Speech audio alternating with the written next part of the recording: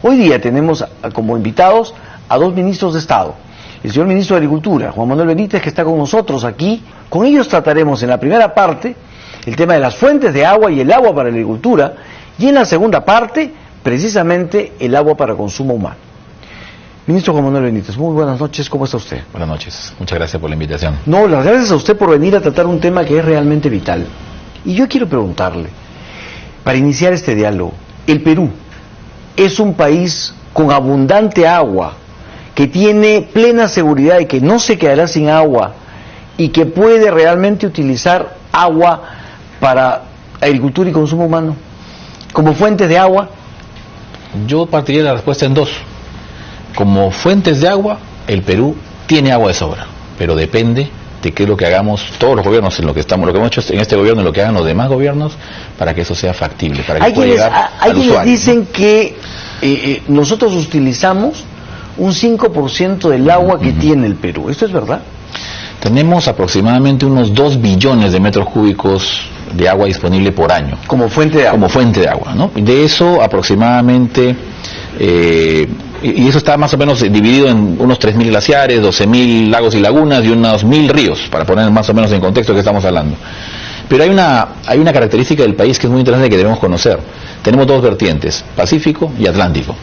En el Pacífico tenemos más o menos el 3% de la disponibilidad del agua y el 97% del lado Atlántico. Sin embargo, nuestra población está exactamente al revés. Tenemos 70% de la población en costa y tenemos el 30% de la población en el Atlántico. Entonces, si uno pudiese voltear el país, ¿no?, sin mover la población, estaríamos perfectos. El problema es cómo estamos divididos geográficamente. Y el problema es entonces cómo traemos el agua de las fuentes del Atlántico hacia la costa. Exactamente, por eso que decía que tenemos el agua, pero que para que pueda llegar al usuario va a depender de la capacidad de los gobiernos de hacer mucha infraestructura. Los trasvases que ya se han hecho, por ejemplo, en Olmos, o que tenemos ahora en Alto Piura que se está trabajando, lo que se va a hacer ahora en Majes, etcétera, una serie de trasvases que están trayendo el agua de la otra vertiente hacia el Pacífico, nos permite garantizar agua para agricultura y también para consumo humano. Muy bien, antes de entrar a eso específicamente, yo quiero preguntarle, nuestras fuentes de agua son inagotables. El cambio climático puede generar todo un movimiento natural que nos reste fuentes de agua. Sin duda. Perú está entre los 5 países más golpeados por el cambio climático. Vemos cómo los eventos recientes, El Niño y otros como sequías, se están haciendo más continuos.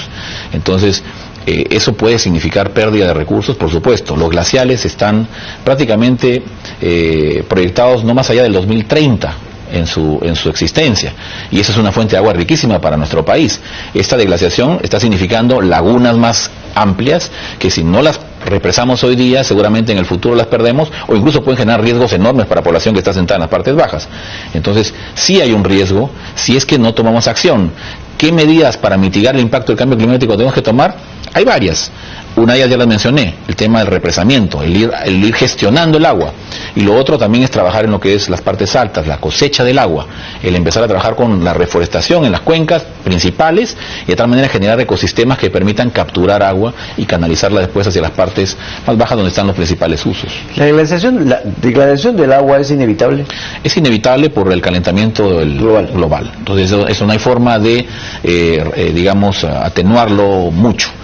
Por eso que lo que tenemos que hacer es mitigar el impacto, y para eso tenemos que tomar acciones. Ya hay varias iniciativas que ha tomado de gobiernos anteriores, y especialmente con lo que son las iniciativas privadas, por ejemplo, que hemos hecho, donde hay represamientos importantes, y las que estamos dejando también en el programa de inversiones, como la de ICA, que por ejemplo hoy día tiene una depresión en el acuífero bastante grande, y que si no traemos agua de la otra vertiente, la agricultura y también el consumo humano corre un alto riesgo.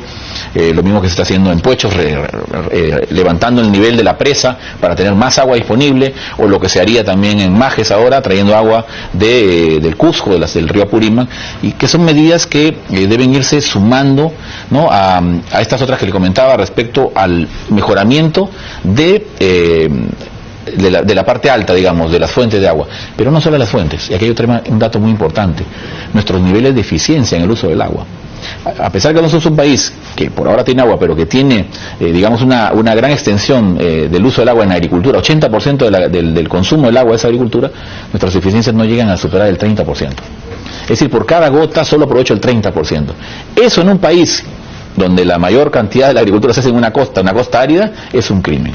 Y ahí tenemos que trabajar. Necesitamos, por eso, afianzar nuestra capacidad de tecnificación del riego. Entonces, ahí estamos trabajando ya no sobre la disponibilidad solamente, sino también sobre la demanda, cómo gestionar el uso del agua. Y no solamente ahí, ya no me quiero adelantar a lo que va a decir seguramente Francisco ahora, pero también en las ciudades hay un nivel de pérdidas muy importante que, es decir, nos lleva a la conclusión de que si podemos hacer esfuerzos, no solamente por cosechar agua, sino por usar mejor la que tenemos, seguramente podemos extender de alguna manera las capacidades, las posibilidades de preservar este recurso para el futuro. Ministro, si tuviéramos que compararnos con países de la región, sí. Chile, Colombia, sí. Ecuador, ¿somos privilegiados en cuanto a fuentes de agua? Sin duda, sin duda. Chile viene arrastrando situaciones de crisis de agua muy severas. En la parte norte, en los últimos 3 años por lo menos, sequías importantes. Tan es así que hay mucha inversión chilena hoy día en agricultura en el Perú, porque ya la agricultura en la parte norte de su país se está complicando por la persistencia de ciclos secos. Entonces ellos ven con grandes posibilidades un país que tiene agua. Y justamente eso es lo que estamos mencionando. Sin embargo, tampoco es que sea indefinido. El tema es cómo gestionamos esa agua, lo importante que hay que hacer para conservar el recurso. Y hay varias cosas. Otra cosa más que quisiera tocar sobre qué hacer es el tema de la institucionalidad alrededor del agua. Yo creo que hemos avanzado mucho como país. El tener hoy día cuencas donde hay autoridades de cuenca, lo que son los consejos de recursos hídricos, ayudan muchísimo, porque ya sentamos a todos los actores demandantes de agua a establecer planes de mediano y largo plazo para el uso del agua, para la calidad del agua, para preservar el agua, y creo que eso nos está permitiendo tener hoy día ya incluso cartera de proyectos. Estamos definiendo una cartera, en el trabajo que está haciendo la Autoridad Nacional del Agua en este momento, de más o menos unos 145.000 millones de soles hacia el 2035. Y que hay que empezar ya de una vez, y algunas de esas ya las he mencionado, las obras que se están haciendo en costa, los grandes trasvases, donde uno de los que va a seguramente sonar más es el famoso Pampas Verdes, que es un proyecto que prácticamente trae del otro lado del río Pampas el recurso hídrico para irrigar aproximadamente unas 200 o 300.000 hectáreas en costa. Un proyecto fabuloso que ya está en estudio, lo estamos haciendo con cooperación del gobierno chino. Ahora, nosotros tenemos una agricultura que curiosamente es intensiva, sí, en el uso de agua en zonas donde no hay agua. Sí. El arroz en Camaná, así es, ¿no es cierto? Por ejemplo. Así es. Y en Lambayeque. Y en Lambayeque. Y en fin, podemos mostrar muchas posibilidades. Y también hay otro tipo de cultivos que no requieren mucha agua y están en zonas muy húmedas. Así es. Entonces, para irnos ubicando, señor ministro, ¿qué regiones son las más ricas en fuentes de agua? Yo diría que ya hablamos de las vertientes, ¿no? Hacia el Atlántico, ahí está la gran abundancia del agua. Si hablamos solamente pues estamos hablando de la sierra. Claro, la sierra y la selva, obviamente. Y la selva. ¿No? La selva, en realidad, el agua es lo que más abunda. Pero hablemos de la sierra, sí, ahí es donde está la mayor cantidad de agua. Por eso la estrategia... ¿Y estamos hablando de toda la sierra? Yo diría que más la Sierra Norte. La Sierra Sur ha tenido ciertos problemas también de años secos en los últimos años, pero es la sierra principalmente, es la vertiente del Atlántico. Por eso la estrategia del gobierno de trabajar en lo que es sistemas de riego también en sierra, porque la inversión en costa ha sido más o menos unos 10.000 millones de dólares al momento, pero en la sierra no estamos ni al 25% de eso. Entonces, está usted hablando para racionalizar el uso de agua. Irrigaciones, porque la agricultura de sierra básicamente en casi un 80-90% es secano, es decir, dependen de que llueva, ¿no? A pesar que tienen toda esta abundancia de agua, depende de que llueva, o sea, porque no están canalizadas, estos recursos no están, digamos, almacenados y luego conducidos por canales. Este gobierno ha invertido ya cerca de 1.600 millones de soles. ¿No? O sea, no hay un buen aprovechamiento del agua. Ahí estamos viendo, por eso es importante construir esta infraestructura para aprovechar esa agua en la sierra y de esa manera asegurar que estos valles, que son además muy fértiles, tengan la posibilidad de tener más de una campaña al año y que puedan también tener la opción de cambiar de cultivos. Porque hoy día son prácticamente, dependen mucho del monocultivo, de las habas o de las papas. Requeriríamos también ahí, hoy día, sembrar berries, por ejemplo. Se puede hacer arándanos en la sierra, palta se está haciendo en la sierra, en ciertos lugares donde ya hay riego. Entonces, ese es un avance. Si vamos a la costa, ahí la costa en realidad es árida, casi toda nuestra costa. Perdóname, antes de pasar a la costa. ¿Cómo no? Entonces, la sierra tiene aseguradas sus fuentes de agua sin ningún problema. Tiene agua, ¿no es cierto? Tiene agua, pero, digamos, necesitamos gestionarla, canalizarla, ¿no? Para que pueda ser, para que tenga un uso efectivo, digamos. Ese es el tema en el que todavía debemos estar. Pero a la sierra no le va a faltar agua. No Lo que creo. hay que hacer es usarla bien. Hay que usarla bien. Y aprovecharla, ¿no? Y, como usted dice, generar la infraestructura que permita que la sierra en su conjunto tenga posibilidades de buenos cultivos y buenas campañas. Yo creo que ahí está el gran reto. O sea, el gran reto está en cómo a la sierra la incluimos, ¿no? O mejor dicho, cómo la preservamos para que sea la gran despensa de alimentos del Perú. La clave es que ahí está la seguridad alimentaria del Perú en los próximos años. Y ahí está, también la exportación. ¿Por qué no? ¿Por qué no? Claro que sí. Hoy día es mucho más viable este sueño de la sierra exportadora, que además tiene un programa que se llama Sierra Exportadora, que está en el Ministerio de Agricultura y Riego. Por cuanto hoy día ya estamos teniendo agua, hoy día tenemos cultivos, tenemos mercados y tenemos carreteras. Este gobierno ha avanzado de 54% de conectividad a nivel de carreteras a 86%. Eso le da una gran viabilidad, la posibilidad de sacar producto a menor costo y llevarlo al mercado. Entonces, yo sí creo que efectivamente parte de esa producción puede ser, canalizada hacia el mercado exterior. Muy bien. Ahora, pero para terminar, quien sí es el llamado a ser la gran zona de exportación es la costa. Muy bien, ahí vamos a pasar, pero antes no quiero saltarme la selva. Bueno. A la selva le sobra agua. A la selva tiene más agua, claro. Y tiene además las lluvias permanentes, es decir, ahí no tiene que canalizar nada porque llueve en todo sitio. Para que tengamos una idea, llueve por lo menos 100 veces más de lo que llueve en la costa. O sea, esa es la diferencia. Muy bien, entonces de eso no nos ocupamos todavía. Así es.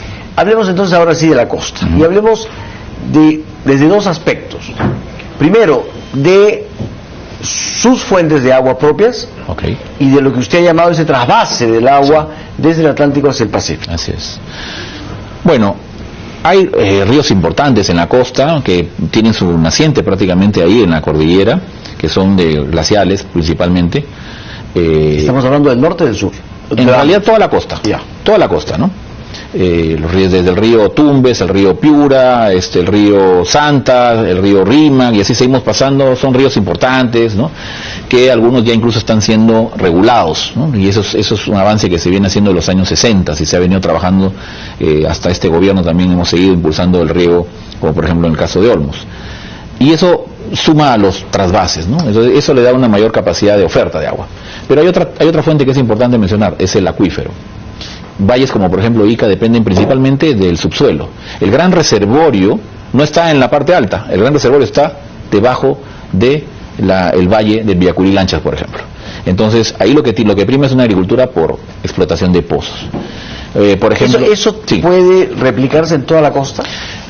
Tiene una cierta limitante por cuanto estamos hablando prácticamente de 1 a 10 en cuanto a la disponibilidad de recursos, superficial versus subterráneo, ¿no? Hay una disponibilidad distinta, pero sí se debe hacer más. Eso es importante y le voy a explicar por qué. En el caso de Lambayeque, por ejemplo, usted habló del arroz hace un momento, prácticamente el valle está lleno de arroz, un cultivo que demanda casi 20.000 metros cúbicos por hectárea, versus otros que pueden demandar 15, incluso algunos un poco más de 12. ¿Y qué está pasando ahí? Que como estamos prácticamente vertiendo agua directamente ahí, percola, la napa freática se encuentra, es decir, el nivel de agua del subsuelo está prácticamente a 30 centímetros de la superficie. 30 centímetros, que ya está salinizando los terrenos, empantanando los terrenos, como además las viviendas tienen problemas en la cimentación. Entonces, ahí es importantísimo el uso del agua subterránea, por dos razones: porque puedo ampliar mi oferta de agua, porque la estoy extrayendo del suelo, pero además estoy haciendo drenaje vertical, es decir, le estoy quitando capacidad a ese gran reservorio para que la napa baje, con la consecuencia positiva de que evitaríamos pues la pérdida de terrenos. Es inconcebible que hayamos invertido, como repito, más de 10.000 millones de dólares en hacer grandes proyectos de irrigación para que hoy día estemos perdiendo más o menos unas 150.000 o 200.000 hectáreas por problemas de salinización. Entonces, ahí están los retos, y por eso es que nosotros ahora estamos trabajando ya en el Ministerio en un programa nacional de riego tecnificado que le queremos dejar al siguiente gobierno. Muy bien, entonces, importantísimo eso. Entonces, estábamos en que la costa tiene como fuente los ríos, sus propios ríos, tiene la posibilidad de esta agua subterránea, y la tercera sería ese trasvase que usted plantea, mejor dicho, del que usted nos habla, del Atlántico al Pacífico. Así es. Costosísimo. Es costoso, evidentemente es costoso. Son proyectos que pueden estar alrededor de los $1.000 millones de inversión, sin duda, en promedio cada uno. sí son costosos, pero han puesto en producción la agricultura que hoy día reverdece el desierto.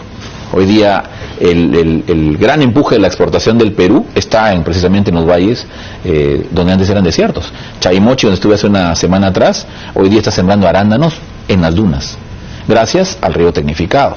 Entonces, porque hoy día la tecnología ha variado tanto que prácticamente el suelo es solamente para sostener la planta, pero todos los nutrientes se van y se administran prácticamente a nivel del fertirriego, que es el uso de la gota de agua, que donde tienen todos los componentes alimenticios que necesita la planta. Es decir, esa agua que llega desde el Atlántico, de cualquiera de las fuentes, ya no, o sea, lo ideal es que ya no se use por inundación, sino a través de ese goteo que permite prácticamente dosificar el agua para todos los cultivos. Si quiere que le pinte cuál sería el objetivo ideal de aquí a algunos años, es que no llegue al mar la cantidad de agua que llega hoy día, que se pueda represar, regular, por supuesto respetando los caudales ecológicos, y esa agua utilizarla para distintas fuentes o para distintos usos, pero de manera eficiente.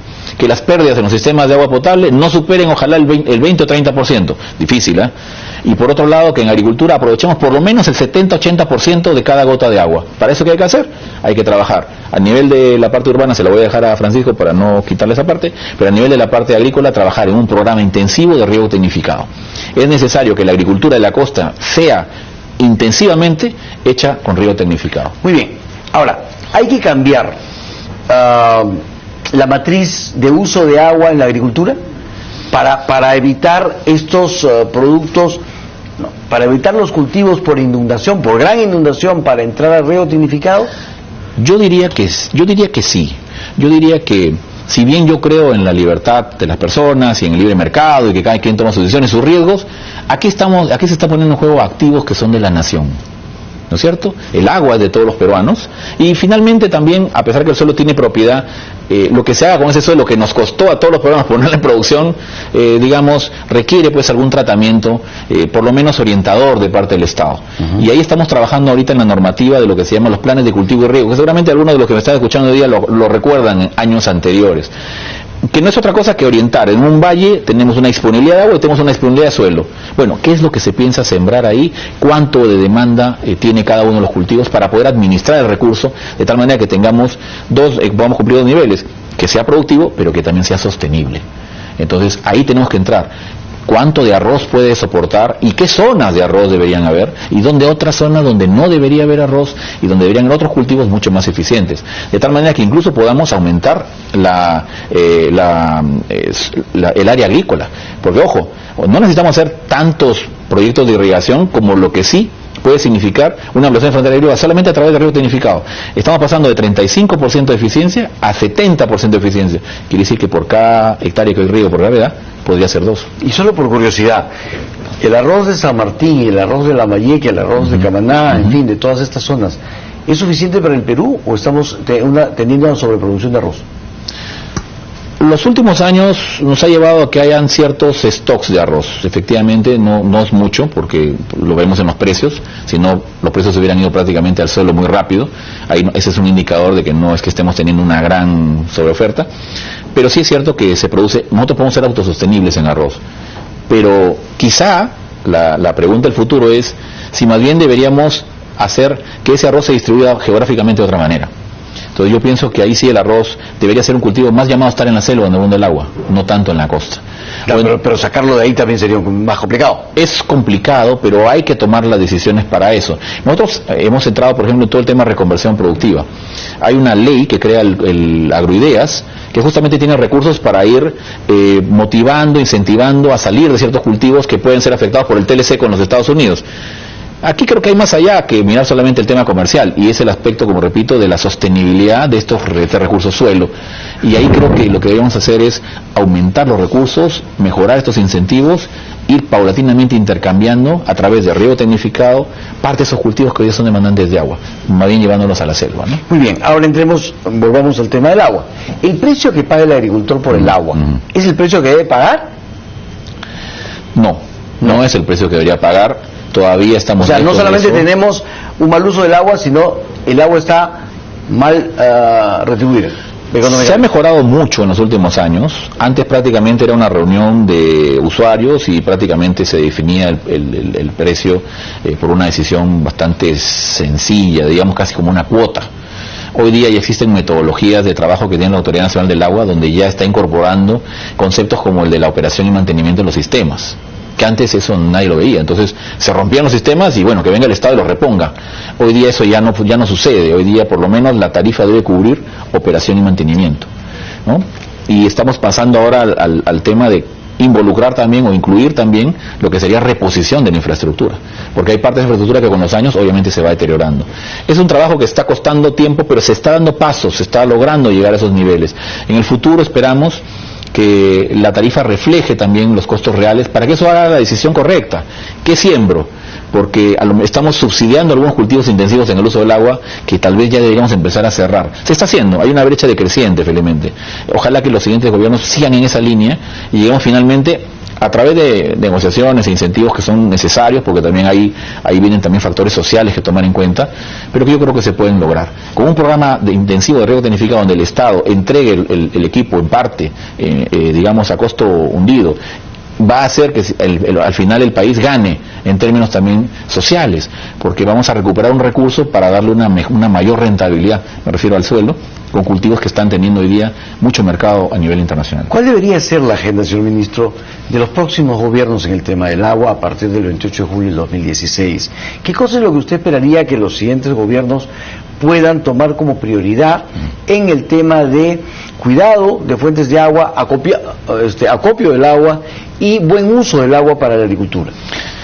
Bueno, resumiendo un poco, voy a partir por la fuente. Yo creo que es importantísimo que si bien tenemos agua, por lo menos en los números así parece, tengamos programas, planes para conservar ese recurso. Y por eso hablé, dado que la deglaciación es acelerada, trabajar en todo lo que es reforestación de cuencas, cosecha de agua. Eso es un tema de gran urgencia y gran prioridad. Creo que no, si lo miramos por el lado de que hay mecanismos, eso es uno, pero por otro lado también mecanismos financieros. Hablamos de pago por servicios ambientales. Hay ejemplos incluso en nuestro país donde hoy día se cosecha agua en las partes altas a través de la reforestación y se incluye como un pequeño componente de la tarifa de agua. Es decir, los usuarios del agua pagan para gente que puede conservar o preservar estos bosques en las partes altas. Es decir, hay maneras de manejarlo. No todo tiene que ser necesariamente una inversión pública, ¿no? Entonces ahí vemos un tema importante. Otro que hay que trabajar sobre el agua es calidad del agua, que es importantísimo. El 90% los niveles de contaminación en las principales cuencas, en 90% están por el lado de aguas servidas. Es decir, ahí hay un trabajo durísimo. Francisco le va a contar ahora todo lo que se está haciendo, pero hay que hacer mucho más mejor para poder aprovechar bien esa agua. Lo otro que hay que trabajar es en el uso ya en las eficiencias. Es decir, no porque en algún lado sobre, hay que echarlo, digamos, al mar. Entonces ahí hay que trabajar en regulación. Hay que hacer más reservorios, sobre todo, como mencioné hace un rato, la deglaciación está generando lagunas que incluso pueden ser un riesgo para las poblaciones bajas y que podríamos aprovechar como un reservorio natural. Y ya en la parte baja, en la parte de ciudades, mejorar eficiencias en el uso también, y en la parte agraria, un gran programa de riego tecnificado podría ser la diferencia en que seamos una potencia en agricultura y que además preservemos el recurso suelo, que también es importante. Muy bien. Ahora, para complementar, pero ese es el lado de la costa. El lado de la sierra, continuar ahora con lo que es el trabajo de mi riego. Algunos le han llamado, por ahí he escuchado que le han llamado Sierra Azul. No importa el nombre que le quieran poner. Lo importante es que ese programa debe preservarse. Almacenar agua, canalizar el agua, riego tecnificado. En sierra es muy importante el riego tecnificado porque es agricultura de ladera.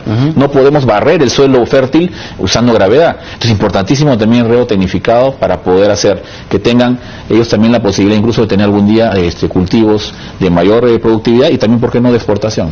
Señor ministro, ¿hay posibilidad de establecer inversión privada para el tema de las fuentes de agua? Por ejemplo, obras por impuestos, iniciativas privadas para un mejor uso del agua. Yo estoy convencido en agricultura.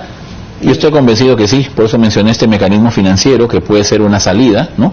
Dado que puedo cargar un componente en la tarifa para que yo pueda recuperar mi inversión. Una inversión que seguramente va a ser de mediano y largo plazo, las reforestaciones son así, pero que yo puedo verlo rápidamente, ¿no es cierto?, recuperado a través de este mecanismo. Obras por impuestos me parece otra alternativa muy interesante. Yo creo que hay empresas que estarían dispuestas a trabajar, porque además se genera el recurso en la parte alta y luego en la cuenca se aprovecha en los distintos usos. No es solamente para agricultura, si bien es el 80%, pero está la minería también, está la energía también, está el recurso del consumo humano, entre otros que pueden aparecer. Entonces, en realidad es un beneficio para todos los usos del agua. Yo creo que esa sería también una muy buena iniciativa que habría que pensarla. Hoy día Mi Riego, por ejemplo, trabaja con obras por impuestos. Hoy día ya uno puede hacer una obra de irrigación en una pequeña comunidad, por ejemplo la minería está muy interesada en eso, y lo carga directamente al Fondo Mi Riego. Es un mecanismo que también hemos puesto a disposición para facilitar la iniciativa privada. Ahora, el tema del agua y la minería, porque ese es el gran reto, ¿no es cierto? ¿Cómo hacer que puedan coexistir agricultura y minería sin estar disputándose el agua o sin estar contaminándola? Sí, ahí hay que poner en claro dos cosas, ¿no? Porque algunas personas pueden pensar que la minería compite en cuanto a la cantidad de recursos que necesita versus con la agricultura. No es así. Y no es verdad. La agricultura... O sea, no es un problema de cantidad de agua. No, la agricultura consume 80 y la minería 2. O sea, no es un problema de cantidad, pero sí es un problema de calidad. Porque además la minería por lo general está instalada en la parte alta. Entonces, si no tiene el debido cuidado, exacto, si no tiene el debido cuidado y los vertimientos no son los apropiados, entonces ahí sí genera un problema para todos los usuarios. Por eso es importante todo este armazón que se ha hecho respecto a medidas ambientales que son muy severas, donde la Autoridad Nacional del Agua también tiene una labor importante para evitar que se contaminen los flujos de agua. Ahí es donde está el gran tema con la minería, que hoy día es mucho más responsable, incluso se están trabajando bastante más rápido. Para que tengan una idea, en las aprobaciones de expedientes, antes eran casi 200 días útiles de la Autoridad Nacional del Agua, una locura, hoy día son 20. Entonces se están haciendo esfuerzos para que haya una cierta capacidad también de celeridad, pero también a la vez eficiencia en esos procesos. ¿Pero pueden coexistir agricultura y minería? Por supuesto, ahí va entonces al otro tema. Si bien muchos de los conflictos son por agua, yo creo que el tema más importante es cómo la minería puede ayudar a resolver estos problemas de brechas de infraestructura, por ejemplo, a la agricultura. Es decir, si yo pongo pues mi mina ahí, pongo mis camiones y salgo todos los días y es una carretera pues fabulosa, ¿no? Y al lado tengo un pequeño productor que sigue esperando que caiga la lluvia y los animales ya no tienen pastos y pasa pues en realidad vicisitudes, entonces ahí sí hay un problema que yo diría va más allá solamente del agua. Entonces el empresario minero lo que tiene que hacer es, primero que nada, antes de poner un pie en la mina, debe mapear su espacio geográfico, determinar cuál es la situación real de los que viven en esa zona, cuáles son las potencialidades que tiene y cómo él puede coadyuvar a que esas potencialidades se concreten. No toda tiene que ser inversión de ellos, puede ser simplemente a nivel de planeamiento, que parte lo haga el público y parte lo haga el privado. ¿Cómo ellos pueden incentivar, por ejemplo, usando obras por impuestos hoy día? Tienen los mecanismos y lo que tienen que hacer por eso es engancharse de entrada con los actores, entendiendo su realidad y haciéndolos participar del desarrollo de la minería, para que ellos también sientan que está mejorando su calidad de vida. A mí me ha tocado enfrentar varios conflictos sociales, usted lo sabe, ¿no? Recientemente estuve hace una semana atrás en Las Bambas. Esa es la foto que yo tengo de esta experiencia. La gran diferencia es cómo ellos se minan respecto al empresario minero. Entonces, creo que ahí está el gran reto de la minería del futuro, es entender estos problemas y convertirse en un facilitador, en un apoyo, en un soporte de este pequeño agricultor que también aspira a desarrollarse. Muy bien, señor ministro, muchísimas gracias. Hemos tenido una importante información que nos permite abrir el debate. Esto recién empieza, obviamente. En media hora no podemos, copar todos los temas. Pero le agradezco mucho porque nos permite poner estos temas en agenda y ojalá que los próximos gobiernos puedan aceptar los retos que la naturaleza presenta, pero además que la demanda y la necesidad del país también presenta. Es decir, convertirnos en una potencia en la agricultura va a requerir fundamentalmente del buen uso del agua. Y ahí nos hemos olvidado un pequeño temita, fíjese, que tiene que ver con mi tarea en el niño, que es la prevención. Todos los represamientos tienen doble efecto. Uno es guardar agua, pero la otra también es regular una cuenca, lo cual reduce los riesgos posibles de desbordes que también ponen en riesgo la vida de las personas. Interesante tema. Señor ministro, muchísimas gracias por su presencia aquí en Agenda Política. Gracias por la invitación nuevamente.